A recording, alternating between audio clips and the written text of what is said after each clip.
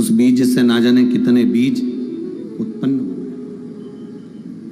शिव महापुराण की कथा यही कहती है, एक बीज से जैसे बहुत सारे बीज उत्पन्न होते हैं और उससे फिर नए पौधे का निर्माण होता है, नई फसल का निर्माण होता है, नई चीजों का निर्माण होता है, उसी तरह आप अगर एक लोटा जल देवादिदेव महादेव को चढ़ाने के लिए जा रहे हैं, कहने को वो एक लोटा जल है। पृथ्वी में एक बीज बोया तो कहने के लिए वो केवल एक गेहूं का दाना है, वो केवल एक मक्का का दाना है, केवल एक वो ज्वार का दाना है, केवल एक वो बाजरे का दाना है, केवल एक वो धान का दाना है। वो केवल कहने का है कि हमने एक धान बोया है, हमने एक गेहूं को लगाया है, हमने एक आम का बीज बोया है, हमने एक अंगूर का बीज बोया है, हमने एक मौसम्बी का, एक संतरे का बीज बोया है, हमने एक कपास का बीज बोया है। ये केवल हम अपनी भाषा में कह देते हैं कि हमने एक बीज बोया,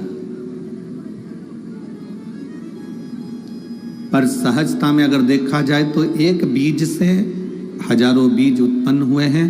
उसी तरह हम कहते जरूर हैं सारी समस्या का हल, जम के बोलो जरा, सारी समस्या का हल।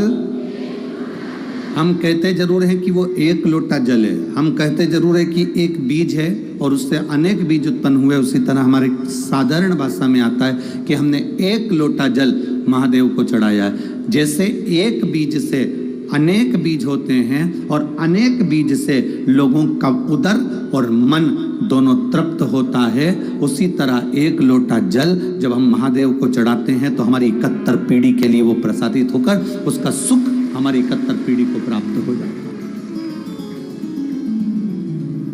कितने कितने जन्म हमारे निकलते चले जाएं और उन जन्मों में हम अगर भगवान शंकर की भक्ति ना कर पाए तो जीवन व्यर्थ है।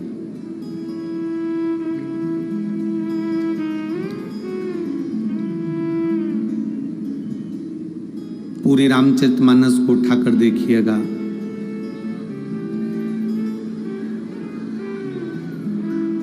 आप पूरी रामचरितमानस को जब उठाकर देखेंगे, आप पूरी श्रीमद् भागवत कथा को जब उठाकर देखेंगे तो उस भागवत कथा में, उस राम कथा में आपको ये महसूस होगा